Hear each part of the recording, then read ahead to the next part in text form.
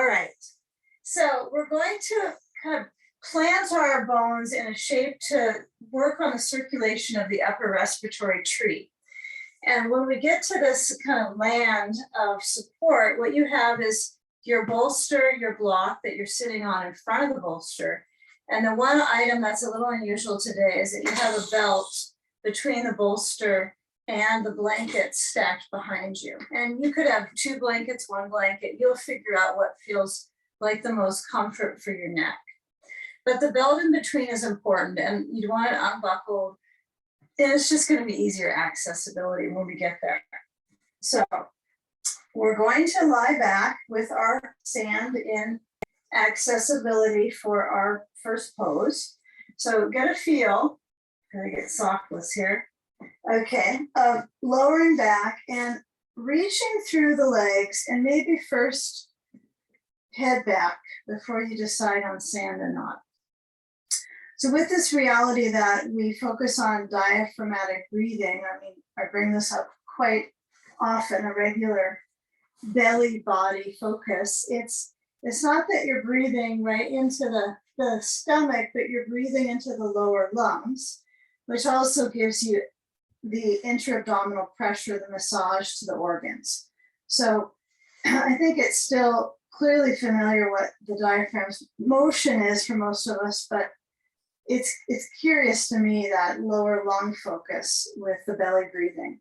So when you put maybe sand, maybe not, across the rib interface, you want to let the legs open out so they're as wide as your mat, and then get a feel how that kind of layer of the leg land has a little bit of a reach down to the heels where they kind of break the legs, meaning they put a break on the leg, right? You're not going to be wobbling once the heel is relaxing, right? The foot just lifts up out of the heel. And then as you open up the chest, you have your arms wide, and then decide if the blanket set is appropriate for your neck. So I usually probably use 2, maybe 70% of the time, but this feels comfortable for me to go down to 1. If you do find that your neck is pushing, you feel a lot of pressure pulsing through the back and also chin pushing down, you want to avoid that rounded continuation of the neck practice. So get a feel of some length there. So let's first become familiar with the movement of the breath with either sand or no sand, and experience that rising in the middle, whether it's ribs or it's belly. If the back feels a particular amount of tugging or tightening, then your work would be to come into Badakanasana, so feet together, knees apart. If that alleviates that and kind of bunches the lower traction of the back to feel comforting, I find this to be sometimes a little more comforting than the legs straight down, choose one. And then as you absorb the awareness that surrounds the particular circulation in the pose, just simply filter the air in through the nostrils and feel the core expand, the abdomen, the ribs stretching, and the upper respiratory tree flowing.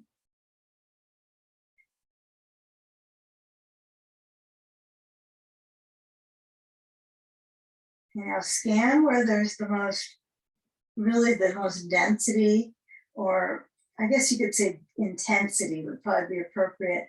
The most intensity is in your body. For me right now, it's in my rib cage, but I also feel quite a bit whether my legs are straight down or my legs are bending with their feet together. I feel a little intensity in the frontal hip bone and then wrapping around to my back. So scan those areas and noticing what the motion of the arms open helps you when you stretch out wide through the front body. It invites the back body to find a little bit more neutral. So you're kind of spreading the circulation other areas. Okay, now if you have sand on, take it away, move it. And then as you bring your knees to point up, I want you to let the feet be approximately hips distance. You might find that when your back muscles kind of guide into this natural bridge pose, the knees might kind of poke out. So feel the base of the feet, feel where your feet push down. And instead of trying to make it, oh, I need to push in my heel or the ball, I want you just to kind of feel how the foot outline is, the imprint on the floor. Kind of notice that imprint of each foot. Try your best to keep it balanced on each foot, right? So they equally have their step. And then with both knees bending, you're going to lift up that right leg, and I want you to keep the knee bending and curl that leg in towards the chest, minus pulling with your arms. So just use your posterior core strength. And your back might kind of flow a little bit off your props. You might feel some parts of that left underneath at the buttock kind of peel up. And then lower that foot down, right foot, and then change sides. Take the second one the same amount of time, so it's a rather long hold. But when you pull that leg in, noticing that second side, if it's different in the glute that's closer to the bolster, right? Well, the other leg that's down. So I want you to take this about 6 more times, but a little faster pace. So pace yourself, alternating, lifting, bending, of course, and feeling that leg trying to draw towards your chest. And there might be some questions about, surrounding how much the body kind of lifts up at the buttock area. But if anything, you still want your tailbone to feel like it still presses towards the props. And that's going to help strengthen your stomach, well, the abdominal muscles, this lower band that we're focusing breath across often. So let's take a couple more. Okay, now when you get that feel of the knee bending and tucking towards your chest, okay, the bending is helpful to have the crease at the leg. It's helpful to keep that stretch in your back.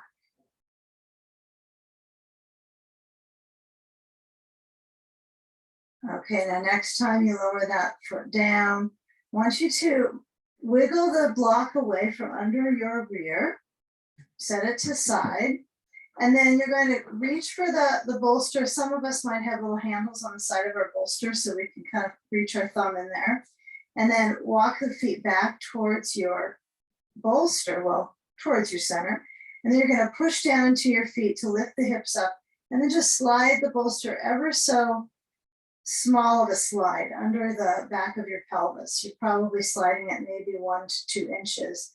And you can always push it down further if it wasn't enough. You'll find out here. So let the pelvis center now on the bolster. So it's like it feels like you have that block underneath you, but now it's just bolster. And then both of the legs are going to lift up. Okay. So feel where your belt went to. Okay. Your belt is underneath. Maybe the buckles you're going to get those closer. So you're going to reach it around your rib cage. Okay, so you got your belt. Now, I tend to sometimes have the bolster in the right spot, and I didn't get quite the right measurement. So I like to have as much of my body on the bolster. Then what you're going to do is you'll bring your right knee in, and you're going to make a buckle up. So you got a big loop. So first things first. Make sure that when you buckle up, you're going to slide the belt tail so that you end up with a really big loop. So I'm going to scoop up my right foot and lift up that right leg. I don't think you really had to lift your left leg, but it has been I do this every once in a while in classes I take, but not often instruction. So here we are. So we've got the left foot down, we've got the right leg up into the belt. So it's kind of working across the space, the belt is at the back of my heart. And I want it to be almost this really, you remember we do boat pose with the belt around this area? It's pretty much just like that. It's about that height. It might feel like having it that high is going to be a little problematic, but you can always slide it, half an inch or so below. So feel the proper amount so the leg is completely supported, the right leg. And then find where the belt could be positioned beneath the foot that allows you to almost get traction in your leg. Left leg goes straight down. And then I try to kind of propose this pattern where I'm just letting the belt hold my leg, although my leg is efforting. But use that belt, make sure it's tight enough. You'll find out when you tighten it up when you cross over. But this will work your lungs, right? Because it's putting pressure on them. Some resistance. It's nice to use a belt for that lung resistance versus always sand. Okay, now have your hand already at the tail of the buckle there, and then start to move your right leg to the left. Okay, and as the leg crosses over, you want to make sure it's tight enough, right? So that the leg just doesn't drop over, energetically kind of fling. And you want to find where it's approximately, mine is over towards about between 10 and 11 o'clock, right? As far as my spacing with my leg. And I try not to go to my maximum here. So, if we hold the belt with our hand, we can kind of drag the leg across. Right now, feel where it was straight up and then it just kind of slanted to the left. And the belt, it's going to be around where your chest is. You're going to feel that to the ribs right below the breast on that right side. So get a feel where you can find some reasonable amount of pressure point there. Now spread the arms out. Okay. That could be a little bit of a test of circulation for your hip and your leg. You might feel your hamstring a bit. And if the belt is kind of failing you, remember, try to tighten it, make sure it's as restricted as possible so it holds you in space, holds the leg. If it does not hold you, the buckle isn't working for you, yes, you could hold the belt with your left hand. Some people might even want to have that reassurance of holding it with their left hand. Okay, now head is centered or turned a little to the right. One blanket under your head, right? So if you ended up having the two for the first pose, you're going down to one blanket now. Relax the left foot, the heel. It's not bracing you anymore. And just closing your eyes.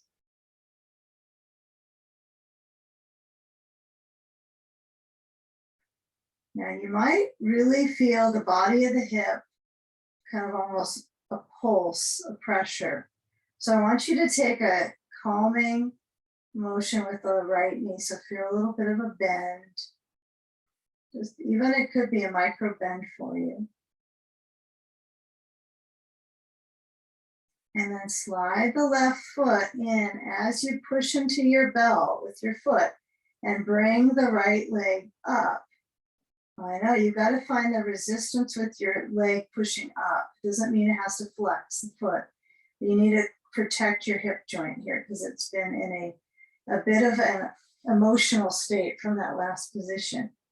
Slide your left foot in and then it lifts up and hold onto your left knee and let the right leg stretch open. Just watch out for the belt because it's around the chest area. If it's uncomfortable, you can just push it a little bit down so it's not quite as uncomfy right at the chest. Right leg stretches out. Do the best you can with the space you have, but you want a momentum through the adductors. And the head is centered and relaxed. You don't need to mobilize around your neck. Isolate these muscle groups at the base. Think of it as a leg treatment today. this part of it. Okay, now the left foot is passive. Now push into that right foot a little bit to notice the belt. And now the legs are going to kind of close and center. So you're going to slide the left hand from the knee, bring the right leg up where it started, and hold the belt. You know, just give a little bit of a grip of the belt right next to your up towards your shoulders. So you want to get a hold of the belt as if you're pulling your leg closer to you. Well, you are. That's true.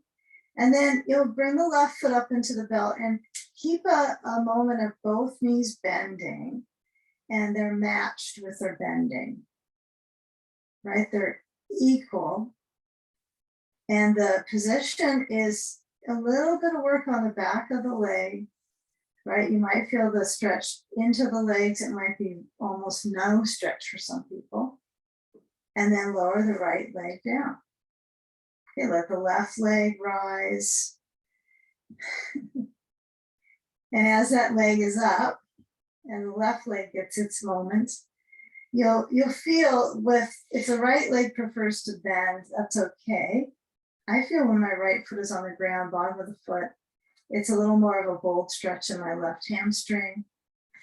The leg wanders down, kind of dissipates in the upper back leg, and then it spreads through all of it. So you can decide, but this is your second side. So it might be a different flexibility. It might be minor, but noticeable.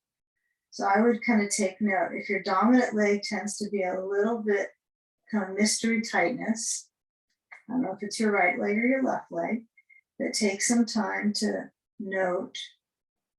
If you need to tighten the belt, do so. Just find what happens on this side for this side, and then start to move that left leg so it crosses. So the leg is straight up from the hip, vertical as it could be, and then it crosses good over towards the right. And you get a feel here of that bulb of awareness into the top of the left leg, around this whole kind of atmosphere of, muscular reactions, right? Piriformis, IT band. It's kind of an area where the sensations can be kind of provoke pressure. Okay, so work to your best. If you find that the belt needs to be looser, go for it. If it needs to be a little more tense, that might be helpful for you. And just simply let the weight of the hip also help your body kind of rotate. So you'll feel the left leg crossing through the center over to the right. And maybe this side you go to like 2 o'clock. The back of that hip bone, right, is on the bolster, the right hip. Left hip is up and crossing. Both sides of the spine supported and relaxing. Arms open. Yeah, try to follow through on this side so that there is an existing movement of breath in the belly, losing that intra-abdominal pressure.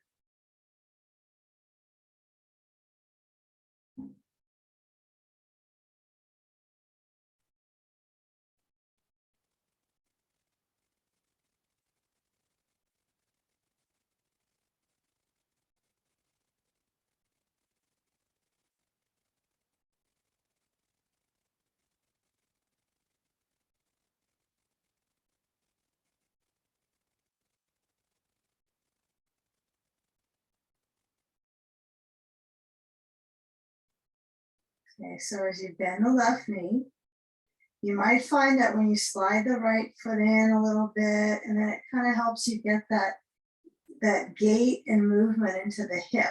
Right? It has its own gait and movement possibility coming back up through the leg.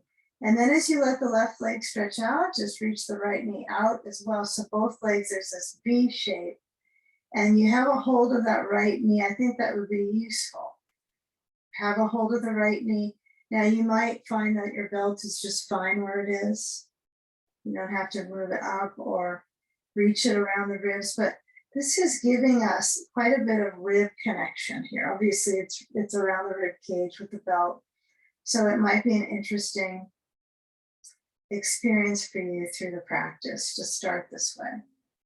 Left leg is open, of course, not just the foot, but the inner thigh.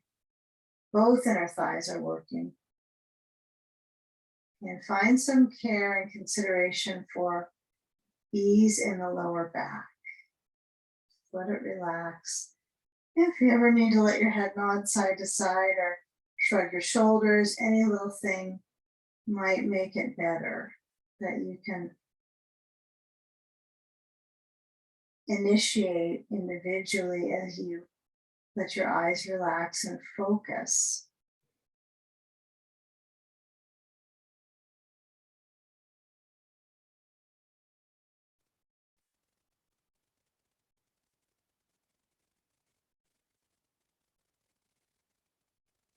You know, let the body ease from this position. So when you reach for your belt with your left hand and kind of grab both parts of that and then help yourself through, you'll bring your right knee to point back up and your left leg as well, vertical.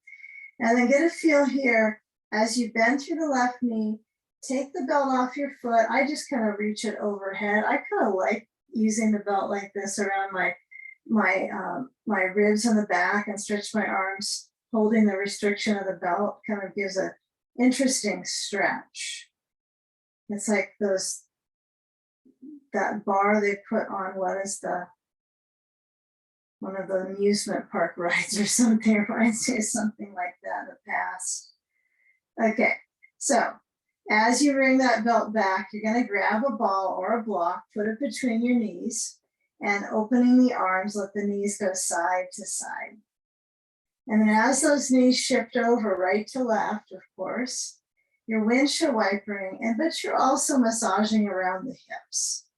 So be yourself on this one, however you want to shift your knees over, crossing side to side, and maybe the ribs interact a little bit. Maybe it's mostly your leg and your hip. Some of us will get kind of active and kind of shift off of our bolster quite a bit. It's up to you. Okay, take a few more times. It's not such a isolated experience from the knee to the hip. It can go all the way into your rib cage if you want it to. Have a little fun with it. And then as you're going side to side, whether it's a ball or a block between the knees, that's just kind of a spacer to help your back muscles stay in equilibrium. Okay, good. Okay, now next time you come back to either side or in the middle, you remove the item between the knees, and then we're going to try to feel how we can roll our way, maybe visualize you're going into side sage. So I want you to let your body roll to your left side, and then head is still down to the blanket for a mini moment here. Use your hands to slide yourself down towards the foot of your mat, and then you come up, you come up halfway. You're still halfway up no matter what for most of the class until we get to standing work. But you're going to go into a side sage. So I would get your ball and your sand next to your left knee, over on this left side of your mat. And then set up so that you don't have this belt distraction. No need. And you've got a block, maybe overhead, and a couple blankies together. Okay, I like to support your head here. So when you reach your waist over, get a ball on the inside of the right leg, and then a block is helpful. I'm finding that the higher the block, the better for me. And with the sand, it can go across your hip, it can go lengthwise on your side. But when you reach the right arm up, it can go straight up, across, behind you, overhead towards the block. But depending on how you're, rehabilitating your shoulder, kind of no matter what, when you're in this kind of a shape, there is a bit of intensity, right? It's pretty potent. So feel the range of motion appropriate for your shoulder, not so much your ribs, because they likely don't have an injury, like a history injury, or need to be cared for the same as a shoulder. So spend the moment figuring out where the shoulder will be able to maintain a position, whether it's down by your bolster or on your sandbag or overhead. Yeah, and if your head is tilting down too much, remember, you can move your blanket and make it a little higher, so it feels comfortable at the back of the skull a little bit. And you almost don't want it too high, you don't want it too low. So feel where you can relax your eyes and breathe. And take the time to make the pose feel comfortable for you. With that arm overhead or set in a comfortable position, breathe, ribs expand. And then as you exhale, you can feel the release, but slow inhale allows for maximum absorption, right? So you want to calm the nervous system. Let the exhalation elongate and kind of linger there. But only so far that you're comfortable with that.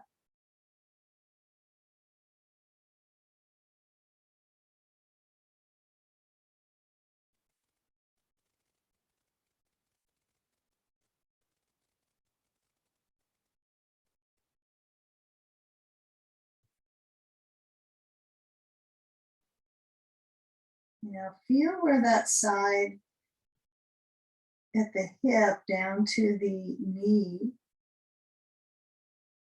is resting, right? So you don't want it to try to poke up or in towards your left side. Just let it elongate, and it might swing a little bit back.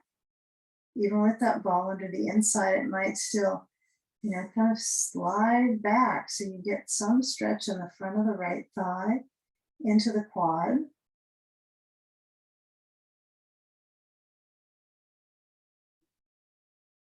So we all know of generic quad stretches, right? Where you would bring your foot behind you and hold it with your hand, that type of thing.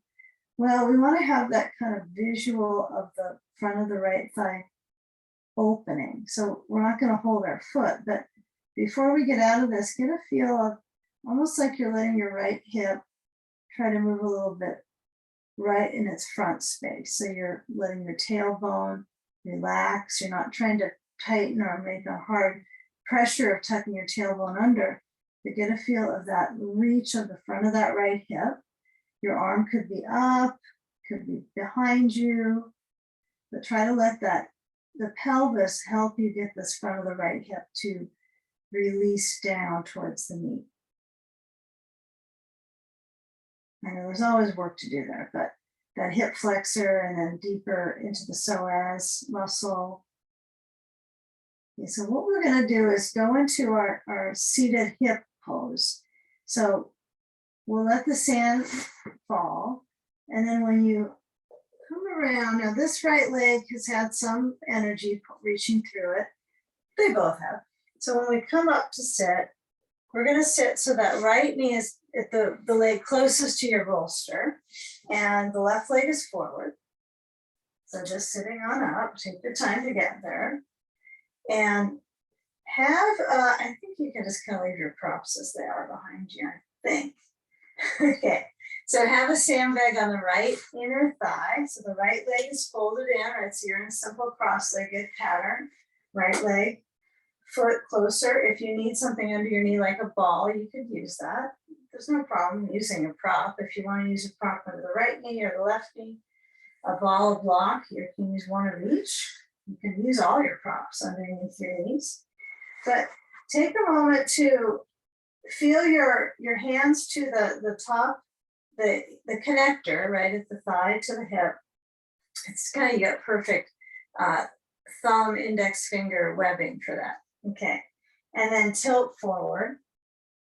Okay, I know it's like the left thigh gets most of the juicing on that, even though the sand is on the right thigh. I'm aware that most of the time we probably stand up, but I don't want you to put it here on this left leg because of the knee. I don't want the knee to have this pressure above it. Okay, so lean forward. If you decide to bring your hands to the floor, okay, it's probably advancing yourself, but if you like to do that kind of thing, you could.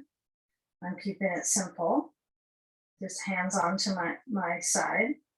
Now, when you come up, I want you to try to get a feel of your back, your back curve.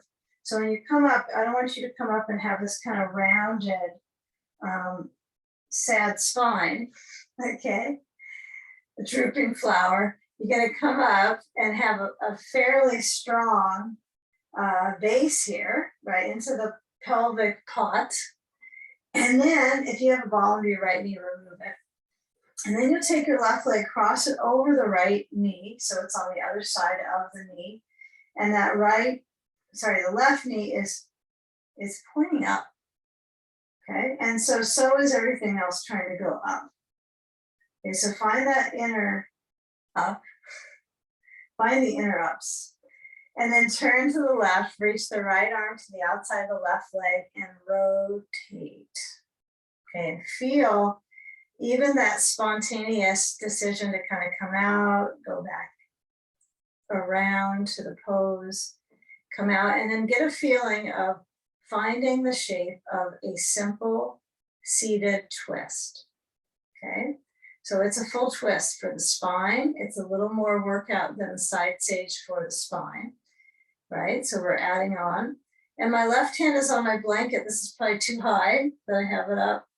So I want to use this blanket low enough that I have to work to turn my waist, not that it's so high I can kind of round my back. But you're continuously working on that spine lift. Good.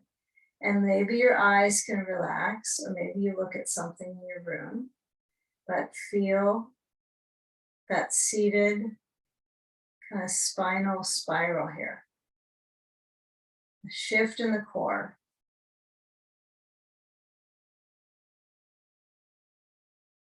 Now come back forward, take Badakanasana, so that's soles of the feet together and putting a sandbag on them. Knees out, soles of the feet, they're touching, they may not be sealed because the sandbag is going to make the foot open a little bit, like you're opening up a new book. So you're kind of opening that inner layer of the adductors, right? The connecting layer to the feet. So kind of imagine that the feet have that connection to the adductors.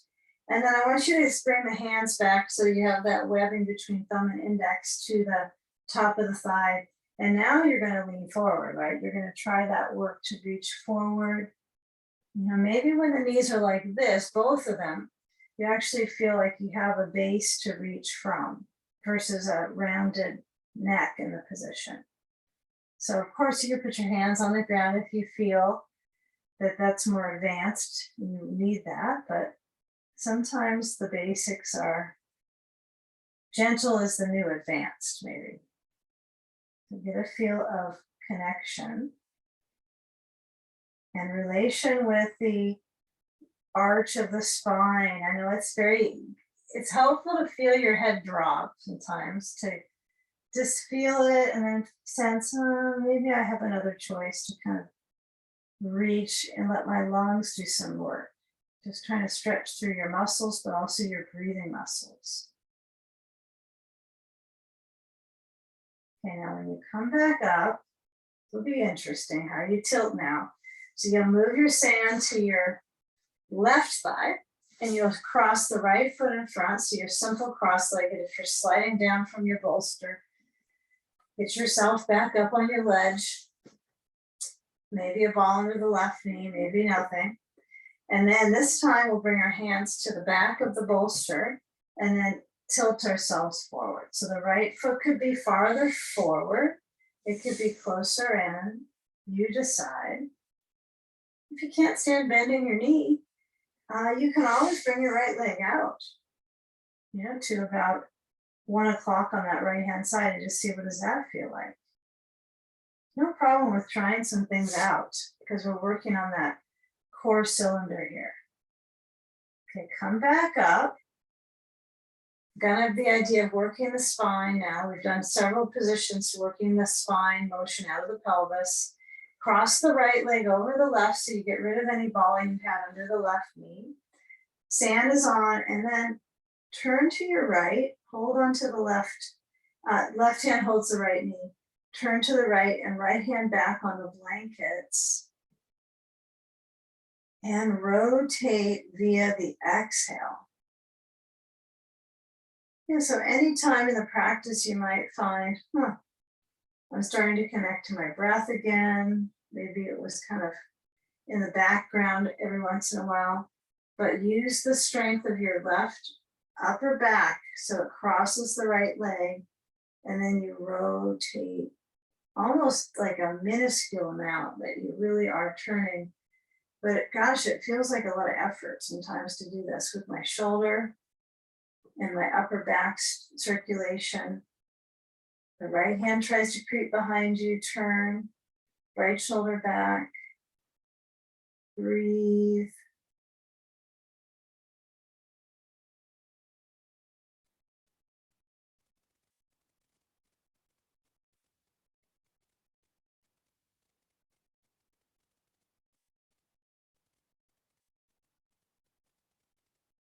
Okay, now feel as you unwind the left arm from that right leg. And when you come back forward, uncross, and then both legs. Bring your sand to your ankles so the feet are beside each other. They don't have to be perfectly tight together, but slide down from your bolster in the front so you're off the bolster on the firm ground. Scoot your feet forward. So you got your sand, okay, on the top of the feet. You're holding on. Maybe you got some handles on your sand bed, which is really primo for this one. So you're gonna lean back, and then you're gonna bend. Obviously you have to bend these arms, bend through the arms, pull yourself upright. Okay, now if your head dunks down a little bit, so be it. But I want you to work on alternating leaning back and then coming back upright. Exhaling back. Maybe you start with the exhale and inhale, coming forward. Your feet might get pretty close at the big toes. And then exhaling back, because that's a natural breath flow. Inhale. Yeah, and when you inhale, the diaphragm, well, we know it moves down, but sometimes in exercise, I don't think it's theory, but it's teaching exercise that we tend to do a lot of that pulling of the belly in on the inhale. So we're still trying to do the opposite for our diaphragmatic breathing, which is diaphragmatic breathing, right? Inhale at the abdomen, relax. So I find that to be a little bit of a challenge on this one. So as I inhale, belly relax, forward. Exhale, belly draws back, and diaphragm moves back up towards the space below the heart. So just breathe according to the plan inside. Take one last time, just that lean back. Okay, should have been kind of an easygoing core work. And then turn to your right hip for side sage, taking the specific supports you need, right? So you've got your sand, you've got your ball on the inside of that left leg, you got your support of your bolster and blankets, and then you decide, do you want your blanket higher? Yep, under your head. And then when you reach that left arm up, you can open up the rib sphere, right? So you get a feel of this expansion and the ability to reach, right? Possibly with your left hand, and maybe your left arm is down to the right side. You could also put a block over here besides your bolster with your left hand if it feels too much to have the arm over. Okay, so feel where you can experience the breathing, the weight of your head.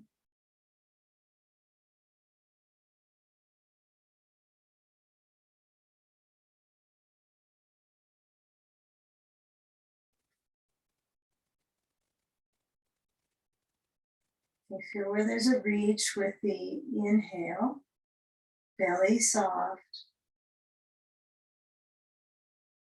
and a centering on each exhale.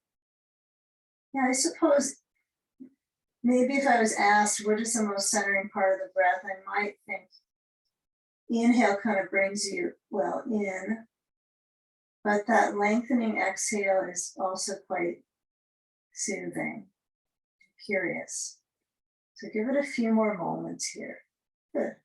Let that left arm be wherever it's comfortable for you. Overhead, to the left, to the right. Right hand is relaxed.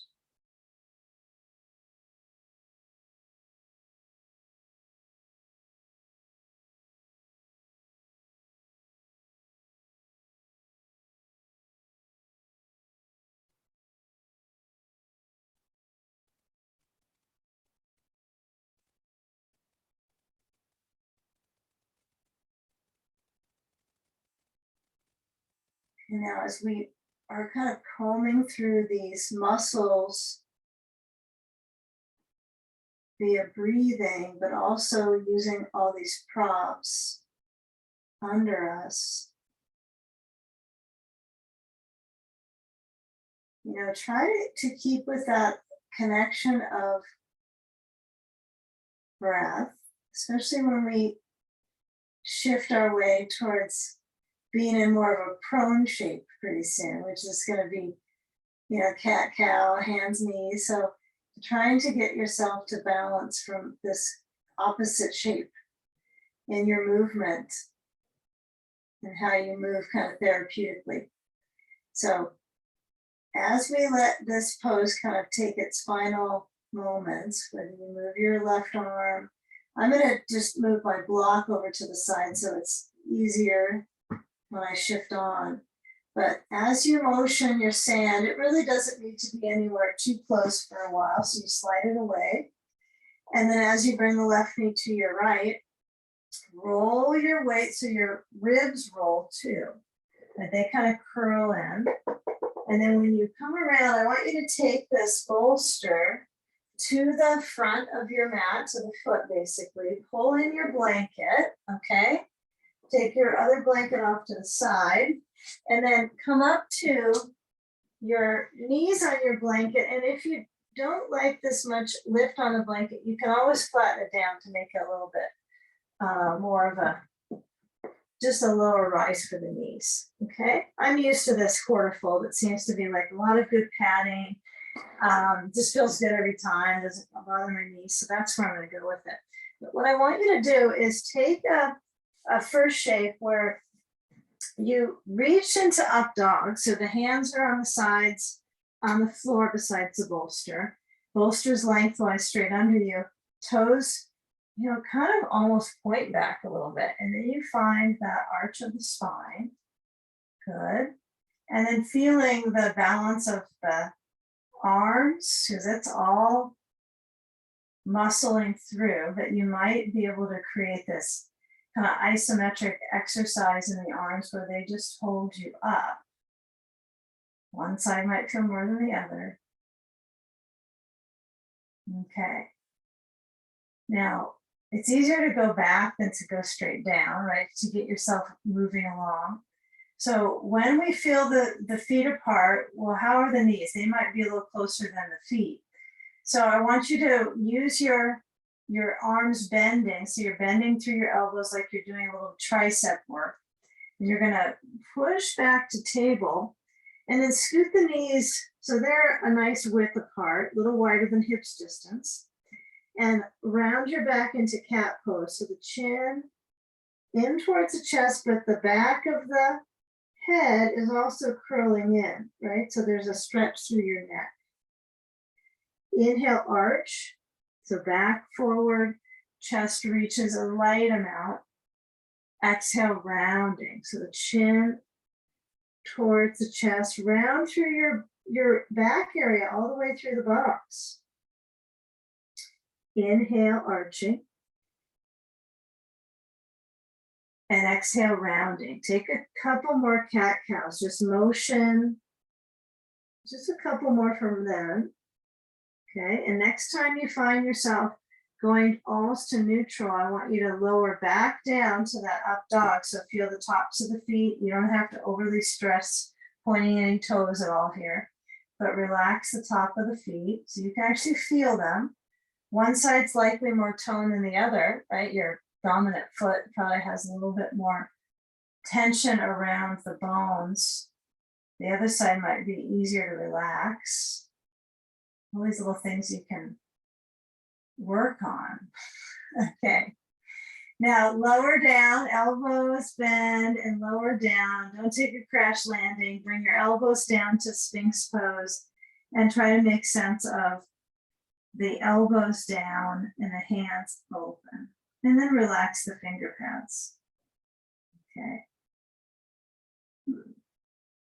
Where the weight is in the back muscles is probably trickling through the ribs here.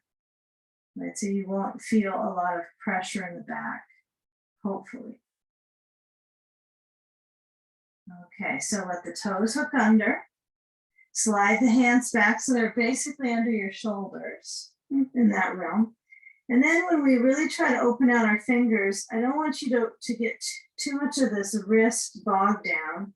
So we work to the way we can to get back. So sometimes seal, moving the hands to turn out, is better for your wrist. So kind of play with it if you turn your hands out. This help you get up with ease in your wrist, or if my hands are spread open without the turnout, that's a little more wrist pressure. So I'm just trying to find all these little things, even if I don't have an issue in my tissues, just to be more complementary on the joints. And come back, move your bolster away, off to the side. And then as you come back, actually, I want you to get your blocks on the left side, sorry, before you push all the way back. Blocks over on the left side of your mat. Push back to that lift of the knees, inverting the body. So it looks like a down dog, but your head is between the arms. I guess that's a down dog too, isn't it? Feet have a separation, so I'm trying to reach down into my heels. Okay, so balance the mood of the pose, all firming up. Okay, and then instead of walking back, I think what I want us to do is step our feet together. So the big toes, I just have to decide, huh? Big toes are closer than they were a moment ago. And then lift up the left leg. So just lift the left leg up, and it's just lifting so that you feel more weight on your right leg, stretching your right calf and your arms, get energy pulling down through them. Try to push your heel back, the top heel, so your left heel back in the air. So it's like you're pushing your hips back versus trying to kick the leg higher. Lower the left foot. If you need to come down to hands and knees for a break, do so. And then when you're ready, you're going to stretch the right leg back and up. So it's just that holding pattern. I know that can be intrinsically fatiguing, but feel the muscles kind of piling on to support you. The strength, the right heel stretching back, not to worry about how it looks, but how there's a high density, right? Strength here. Resistance is key. Bend the right knee. Now you're going to try to step forward. Now, if you need to lower down the left knee and help the foot through, do so. But step the right foot forward and then turn to your left. So you're in a wide stance. Okay, I'm just going to slide my blanket in the middle because I'm aware that I could use that for my head at some point. So if you don't feel like that's going to be in your category, you might use your bolster here instead. Okay, so you don't kind of know until you give it a try.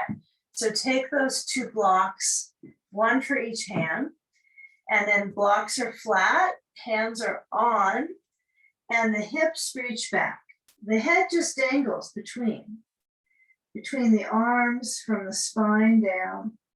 Feel how your weight is projected back into your heels, reaching out through the feet. Breathe. Let your head maybe nod a little side to side. Nice, slow, deep breaths.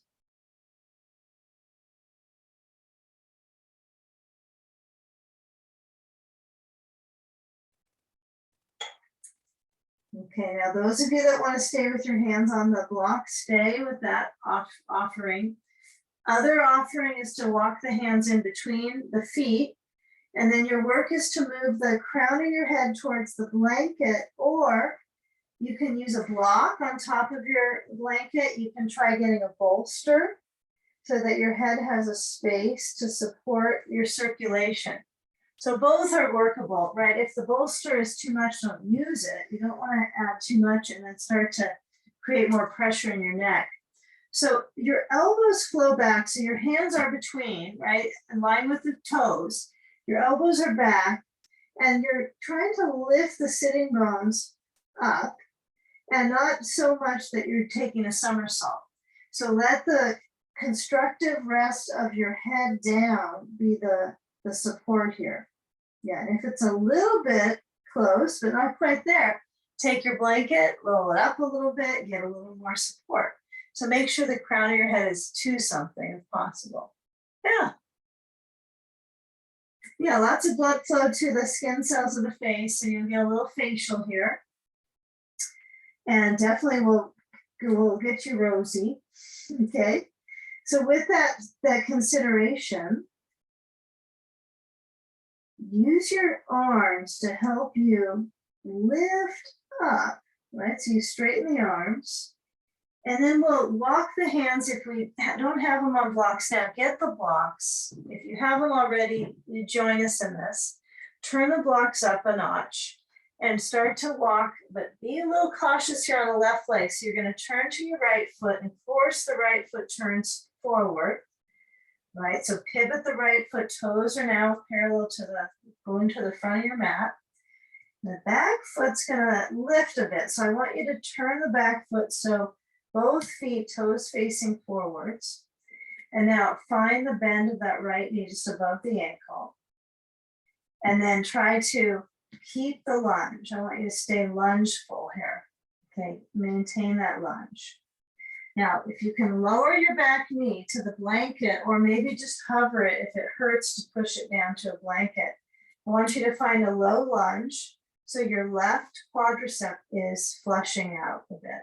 The flesh of the front of the left thigh is flushing out. So some people like to put a bolster here, or another blanket under their thigh. If you like to add those comforts, go for it. No rules about the prop under the left knee. It doesn't have to even be a prop under the knee. But use that emphasis of the right knee bending. Okay, so it's really a force of motion through the hip. So you're feeling your rear drop down, right? It doesn't move back, it's moving under you.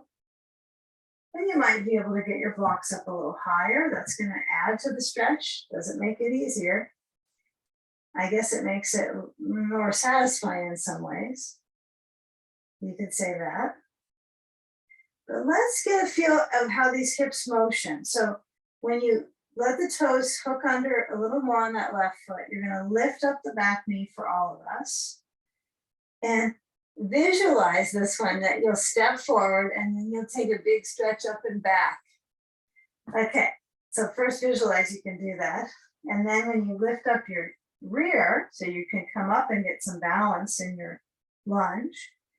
Now I want you to step forward, but then come up to standing and stretch your arms. You can't see mine, but my hands are together and I'm reaching my arms back and trying to move my hips forward. So the hands could be together, they could be apart. I'm going to take mine apart because it's a little easier on my back, feels better. But feel your hips move forward. Right? So you're trying to press the hips front. Stretch through the arch of the spine, open the arms wide, and then come forward bending and lower down your head.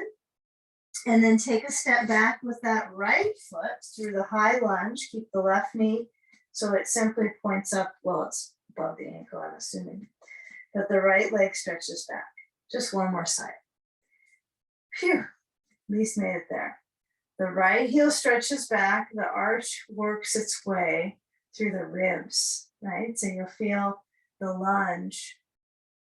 And give yourself time, because last time it took us a little longer to get to this place because we were coming out of a wide lunge. No, sorry, a wide angle. So we're taking a position where the left knee is reaching forward and the right knee is lowering down. Make sure you're on a good perch with the blanket if you're using that solid support. And the toes could be hooked under, the toes could be relaxed. Really feel the value for your personal self to find how to establish this shape.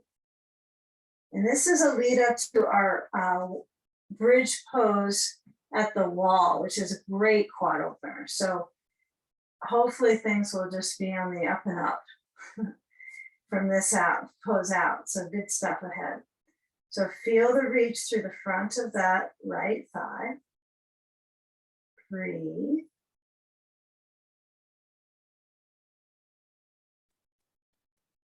Now where the weight is down to your left heel,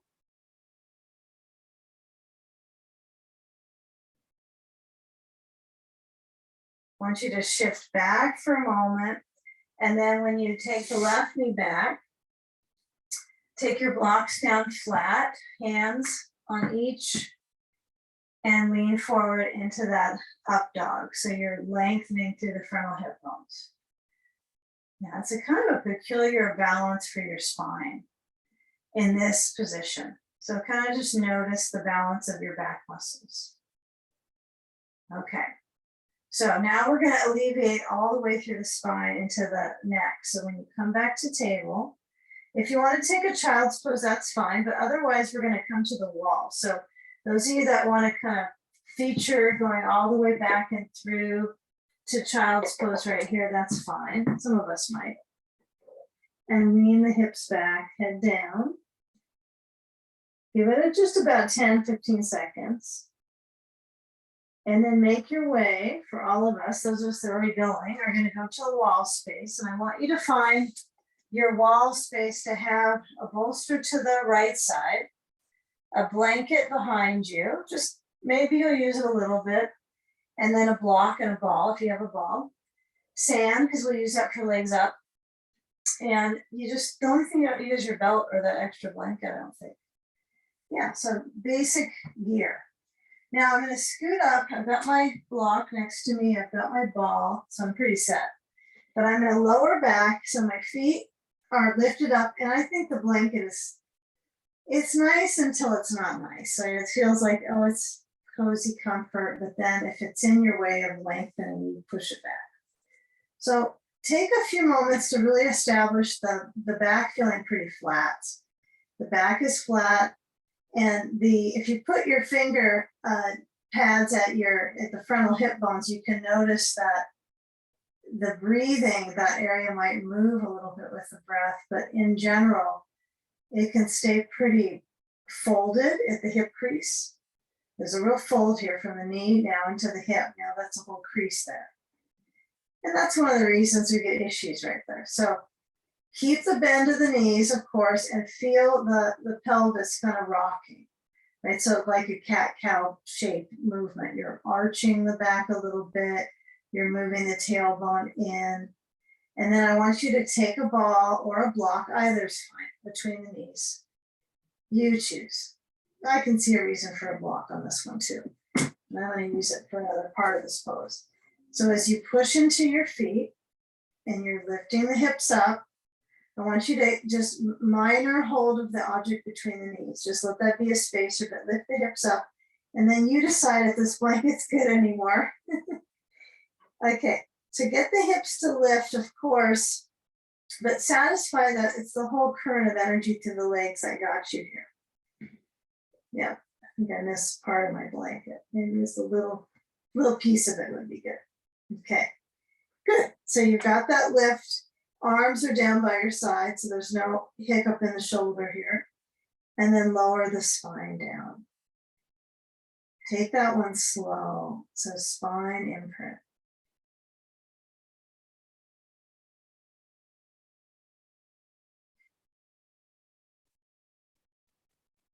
Feel the back of the pelvis heavy. Now pushing the feet gently. I mean, gentle is probably a good consideration here. So that maybe the energy that you're wanting to install as you're installing this process is the place of your back that feels the pressure. And then when you lift up the hips, you can tell the area that's the most vulnerable is at the hip crease. Like it can drop and it's like it's dependent on the wall for you to get this lift. So what I want you to do next time you come down is you'll remove the item between the knees. Be careful, you don't want to hinge too much at your hips to do that, meaning you don't want to pull your knees in now. So just remove it. If it's a block, you can keep it, because all you're going to do is, as you lift your hips this next time, is you're going to insert the block at the tail, right? So my block is up all the way, and you could go up to the third setting, second setting. Those would be the best options, and probably low setting won't get you anywhere. But you want to get a feel now that this hip crease is diluted a little bit, so it's less of that pressure. And then you can either keep your feet on the wall, because it's not a bad time to have that support, or you can let the feet lower down so that the toes kind of lift a little bit up the wall, but the full front hip bone, right, is opening. And if the knees kind of move out, that's not going to be a good message right into this area, developing that natural arch, right? It tends to be congestive in the kidneys if my knees kind of splay out here. So what I want to do is use the wall, right, with my roots and my toes. So I really use that wall, a little bit of my toes up, and then I roll my shoulders down and in, or just under, and my hands are down, right, towards my feet. They're in that direction. And let your head relax. Maybe your head nods a tiny bit, but don't take a full head turn ever in this shape, right? Just let the neck lengthen. Feel that circulation to the thyroid, right? A little bit of a chin tucking. And then let the spine have its happy circulation in this pose. Feel quite a bit of the dance of movement in the spine and the hips. Take a few more breaths. Abdomen moving, feeling that circulation into the lungs. Maybe a challenge getting the inhale to lengthen.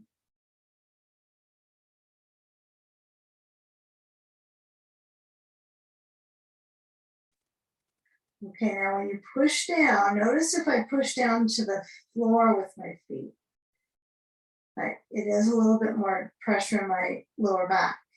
So I'm going to go ahead and step my feet up at the wall. This is the greatest part of the wall that you can work with. It just allows you to massage through the whole spine. So feel when your arms kind of loosen up their circulation rolling under. Push into the wall, really push. Hopefully your wall will stay up. Push, push, and push so much that now you are easily going to move your block. Okay? Lower the spine. I know it might feel like a real spine imprint.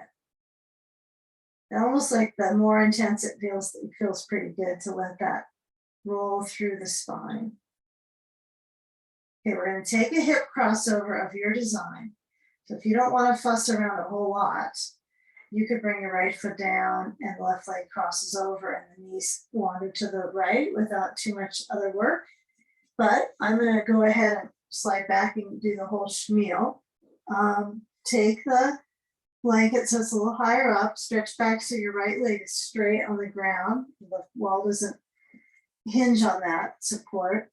And then I'll take the bolster on that right side, cross my leg over to it, and add the ball to the sacrum. Okay, so that's going to give you just a little more full circulation through the hip than you would have had with the other option, but you can always linger where you need to. Add sand to the exterior left hip or down towards the thigh base to the knee. You choose. Maybe you kind of smoosh it around the leg until it kind of gels. Okay. All right, now the right leg, I think the right leg's gonna bend. So you have the natural back circulation, but some like to push through the leg and let the leg kind of lengthen on the bottom leg with the foot of the wall. So you choose, trying to push through or bend it. Let the arms have an opening, turn your head to the left, and then relaxing your eyes.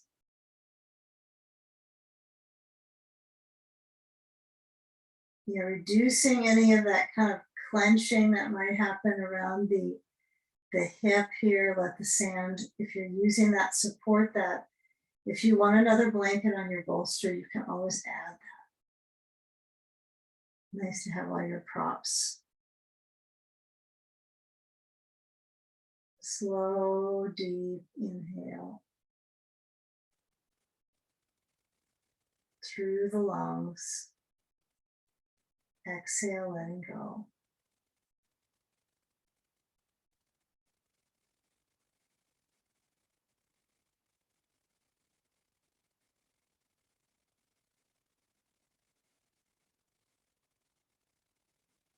Yeah, feel how the shoulders might gently open on the left side. Might not feel like you're doing a lot with the shoulders, but it is opening that front flesh of the chest.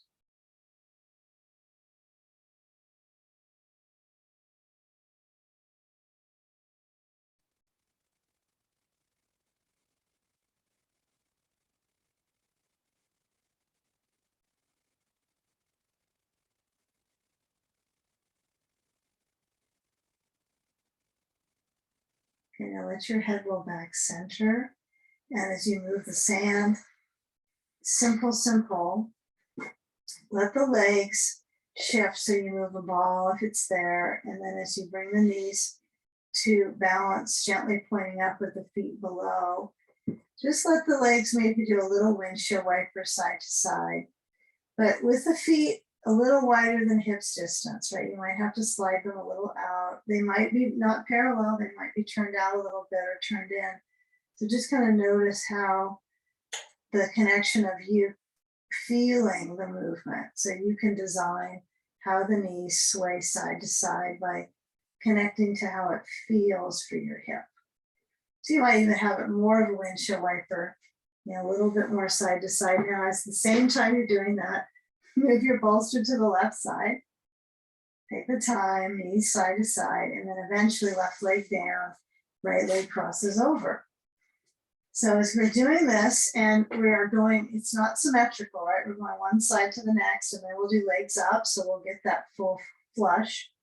But for right now, let it be one-sided. So your second side might have a different dynamic with the root leg, right? So getting a ball to the sacrum, using your sand on the exterior right leg.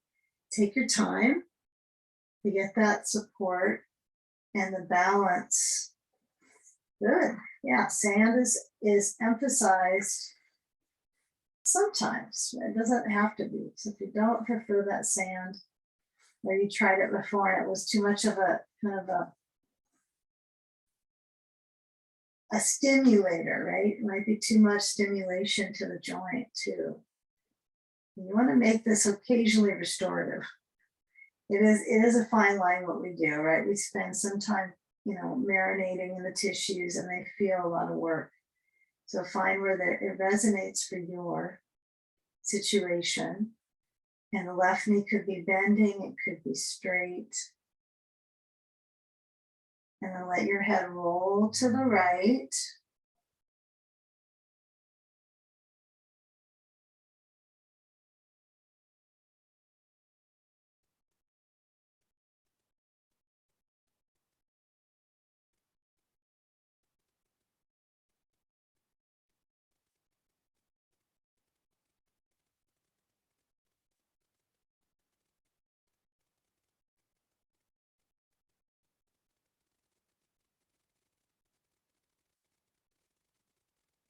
You can feel that weight from the sand if you have that, or the weight of the directional angle of the right knee crossing over.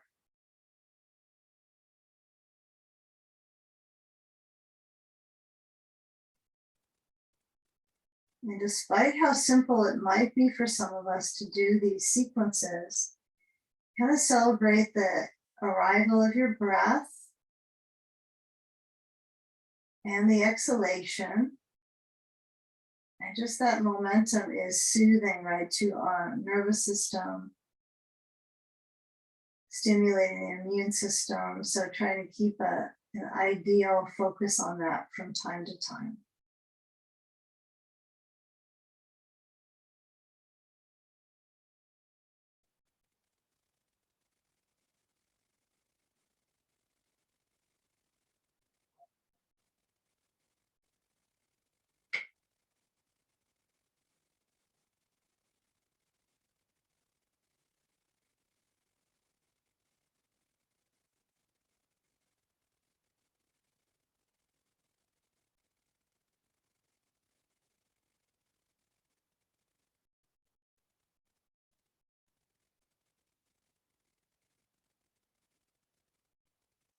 Now, with all that stimulation through our legs today, we're going to start to slide the shape into getting the legs lifted and trying to have that amount of support in the hips that pulls the thighs higher up. So you'll slide any weight off of your hip. And then when you do roll to your side, try to come out, rolling to the side, coming up, and then getting your bolster to the wall. So we're not doing much twinging of the knees in between. We're going to slide our blanket in. And then as you come over to your wall space, or if it's your legs are going to go up on a couch, or any height is okay. You don't have to have a wall. But when you sit your hips back, you're going to try to swing the legs up the wall so that you're close, right? And there is one option where you could have your bolster with some space between it and the wall. So you could have like a block between your bolster and the wall, and then your seat would kind of touch the block. And I keep coming back to this one, but if you haven't tried that before, I think it's a worthy try. It's it sometimes feels more advanced, sometimes it feels just like it really spreads out your back. It's almost like a back plate stretcher, right? When you put the block here. So it's something you could consider. We could do a little tutorial on it sometime. Maybe that's what I ought to do. But for this moment, we're going to get our legs up something. And then you'll take your sand and you'll slide that onto you to kind of break it in half. So it's as balanced as it could be on each side. Although the sand, like a lobe, right? It just kind of morphs as it does on its own. It's hard to instruct sand to do something, huh? So get that lift of the legs with the sand on the feet, and then let the spine have its natural arch. Okay, feel the movement of the tummy, the belly body expanding, and then you can either let your hands rest on your mid body so that you can feel your breath in your hands, or bring your arms out to cactus, or maybe they feel comfortable lying straight out. Right, so explore how the shoulder bones feel, and that will instruct how you put the circulation into your upper back, into your lungs. And then let's come into our final pose here. Feel how the pelvis centers.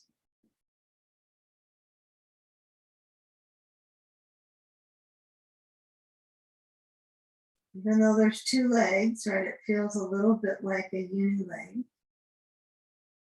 And how that momentum of draining through the legs, we would put our legs up for that reason, to return the flow back to the heart and the lungs.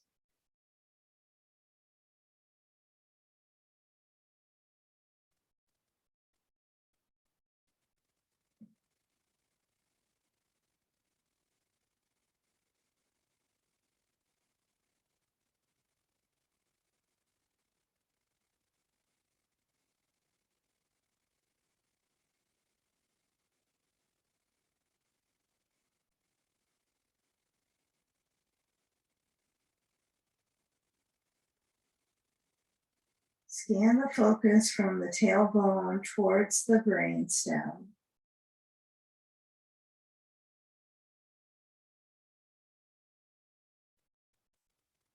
And then relaxing your head, maybe nodding it side to side.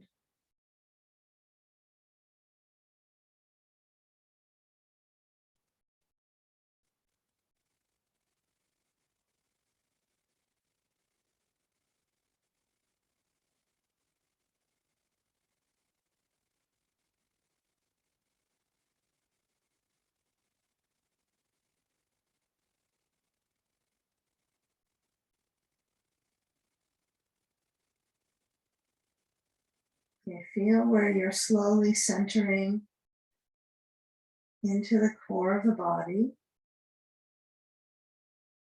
And then finally, we let the sense of the legs and that reverse gravitational flow, right? We're releasing that gravitational pull on the legs, right? It's opposite of where we stand. And also on the organs. So feeling the abdomen soft, moving with the breath.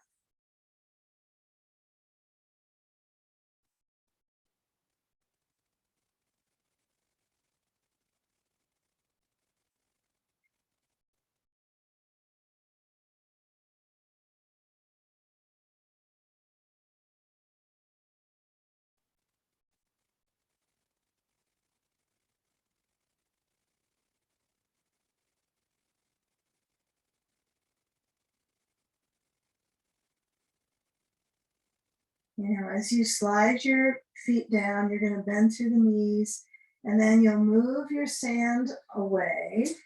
And then you might take Badakanasana, so the feet together, the knees out. You might bring your feet hips distance and the knees bend. That's perfect too.